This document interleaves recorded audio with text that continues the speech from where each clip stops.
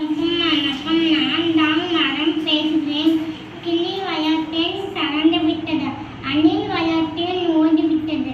மரம் வளர்த்தேன், இரண்டும் திரும்பிவிட்டது என்று அப்துல் கலாம் ஐயா அவர்கள் என்னை பற்றி கூறியுள்ளார்.